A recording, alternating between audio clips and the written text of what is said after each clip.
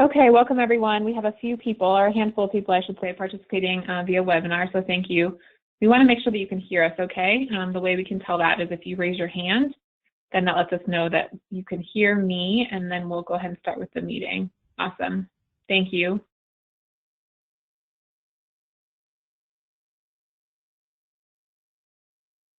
Welcome again. Today is April 30th, 2020, and the time is 10 a.m. I'm sure for some of you working at home, if you are working at home, you lose track of the days. Thank you for attending the Colorado Medical Board stakeholder meeting via webinar today. Before we get started, we want to introduce the staff members from the Division of Professions and Occupations that are present. My name is Darcy Magnuson. I am a regulatory analyst with the division. Also attending is Paula Martinez, the program director of the board, and Elena Kemp, a regulatory coordinator. We'll be facilitating the stakeholder meeting today. As ordered by Governor Jared Polis, the division has transitioned to a platform that is 100% virtual due to the COVID-19 pandemic, and we appreciate your flexibility during these unprecedented times. As many of you have been to DORA stakeholder meetings before, we would like to reiterate the importance of your comments today. DORA makes decisions every day that may affect your life and your business. Your input is vital in the rulemaking process. Throughout this process, our goal is to create regulations that clarify and explain legislation, ensure minimum competency to enter and continue to practice, and provide only what is absolutely necessary for consumer protection without creating unnecessary barriers to the marketplace. Your input will be part of the information that goes to the board as it considers amending the rules we will be discussing today. More specifically, Rule 220, Financial Responsibility Standards. This meeting is being recorded and will be posted on the website at a later date. As this stakeholder meeting is held via webinar, please raise your hand by using the hand icon if you would like to speak. We will unmute your line so that you will be heard by everyone, or you can type your comment in the question section and we will read it aloud. Before we start taking comments, I want to ask that anyone providing comments please state your name and who you represent. Feel free to provide either general comments on the rule changes or specific comments on the proposed language. Keep your comments limited to 3 to 5 minutes or less, and try not to repeat something that was already said, but you can state whether you're in full agreement with someone else, and we can note that for the record. If you are using audio through your computer, please remember to put any phones on vibrate or turn them off. And whether you are using computer or phone audio, try to keep background noises to a minimum when speaking. Some people connect both via computer and phone audio. If you do that, choose one or the other because otherwise we'll get feedback from your line. So at this point in time, we are showing the draft rules on the screen, and we'll call for comments. So if you want to provide any input, then you can raise your hand and we will unmute you and let you know when it's your turn to speak, or you can type in a question into the question feature and we can read that out loud.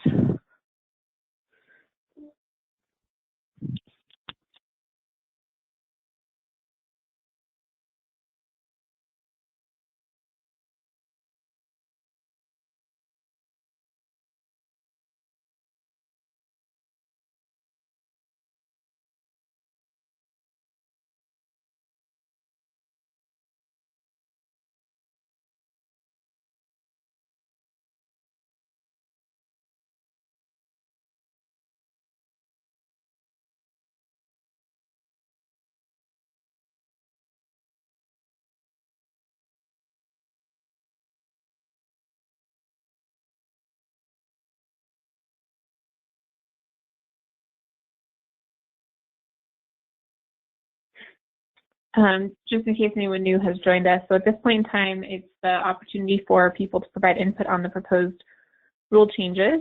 And you can do that either by raising your hand and we can unmute your line so that everyone can hear you, or you can type in a question and we can read that out loud for the recording and for others on the webinar to hear it. And the draft rules are being shown right now on the screen. So we'll continue to wait to see if anyone has any comments on the proposed rule changes. And this is the implementation of House Bill 20-1041.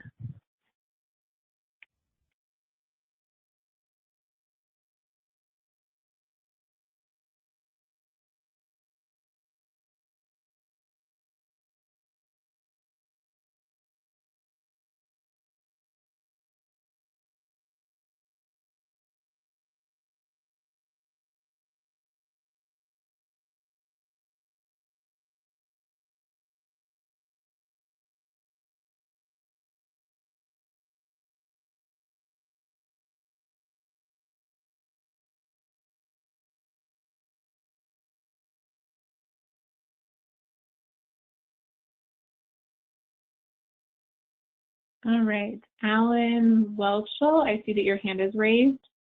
So I unmuted you on our end. You are free to speak if you would like to talk.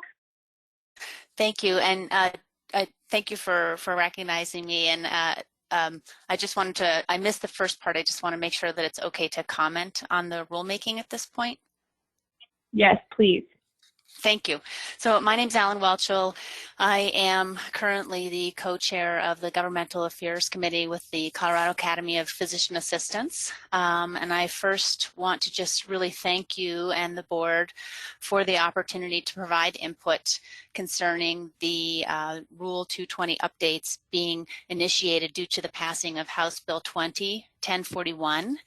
CAPA would like to thank the board for recognizing the changes regarding PA practice described in House Bill 1041 and the importance of these changes on PA practice in Colorado.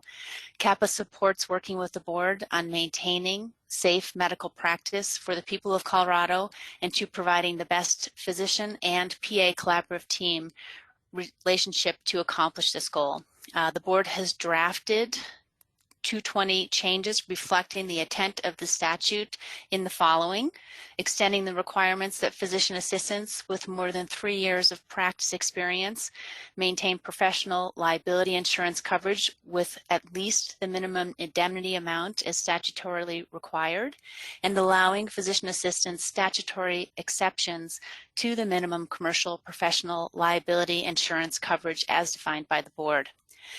CAPA thanks the board for these changes to Rule 220 to implement House Bill 20-1041. We're both committed to promoting the safe practice of medicine to both best protect the citizens of Colorado. Thank you very much for your time and attention. Great, thank you. Thank you.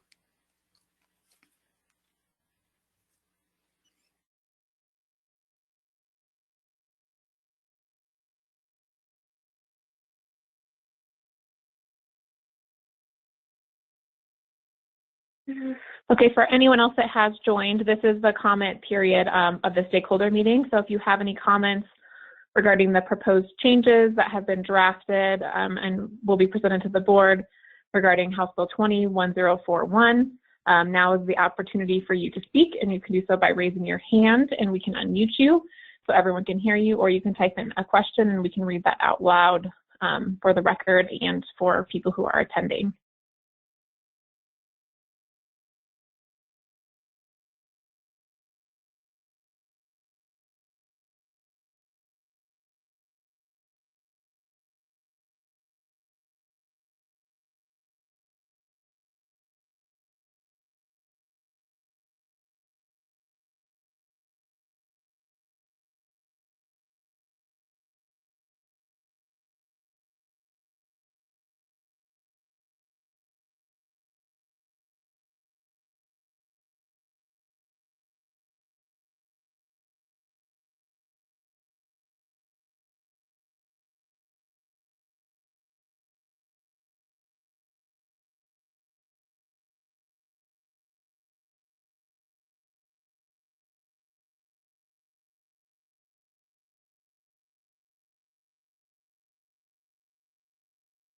We have a question about raising a hand. So there should be a little on the top, it's usually on the top right-hand side of your screen where there's the navigation for the webinar. You'll see a little hand with an arrow pointing up. If you click on that, that will raise your hand. If this question is from, let me just pull it so I can see, and we can also unmute your line. Let me just pull your name. I can't see it from Stephen Wasco. I will go back into the webinar and I will unmute you. So let me get that really quickly. Stephen Wasco, you are unmuted on our end. No, it's fine. I just found it. It was covered up by this big black thing that says optimize something or other. So now it's uncovered. I can see it. Okay, great. Do you want to provide any comments? No, not on this bill. Okay, great. Thank you.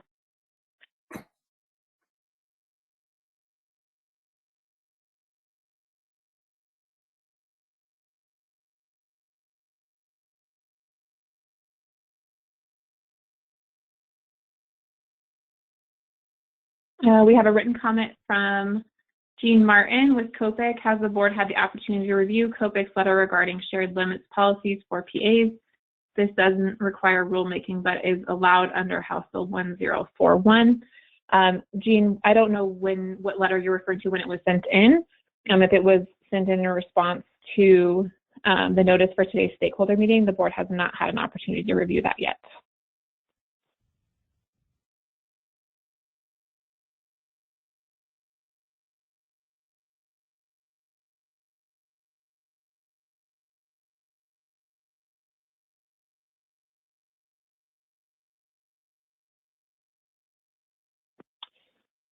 Thank you, Jean. It's not that we haven't necessarily received it. It's more that the board doesn't meet as a full board again until May 21st.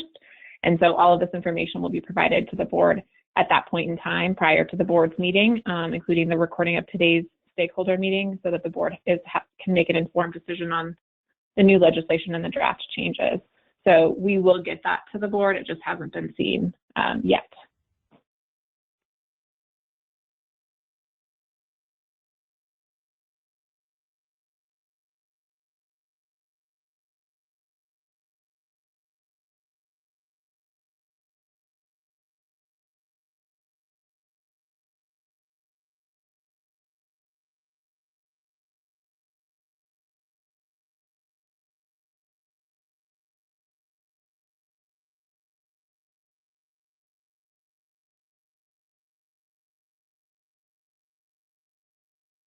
So we'll give a few more minutes until 10:15 in case anyone is having any troubles or typing in any questions or comments.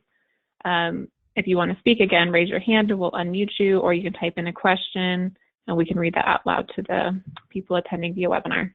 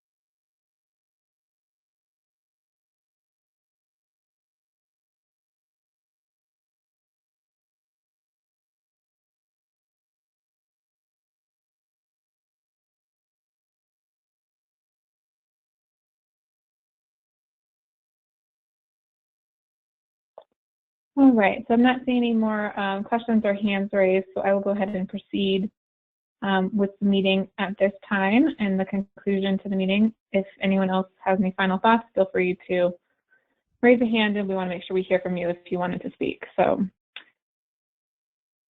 thank you again for participating via webinar today. The stakeholder comments and program recommendations will be provided to the board for consideration before the permanent rulemaking hearing on May 21st, 2020. And that does include, like I said, the recording from today's meeting, along with any written comments that the board receives. At the formal hearing, stakeholders will have another opportunity to testify and provide additional input as needed. If you want to provide written comments, that generally works well and best actually to give the board a heads up.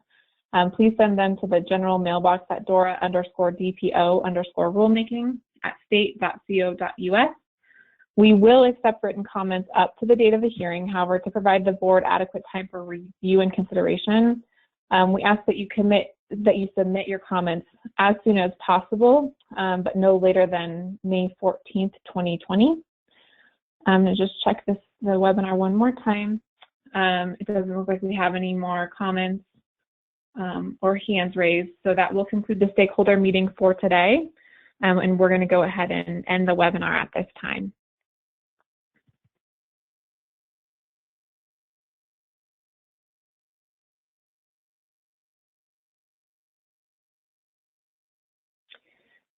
We did get a final question, and I just want to read it for the record. Bristol Tavel, does this specify anything for a PA who works in a primary care office and is covered under COPIC there, but then volunteers elsewhere in a different capacity, for example, to assist with COVID-19 efforts, section B4. So thank you for your question. That will be presented to the board. And now we'll go ahead and end the webinar. Thank you again.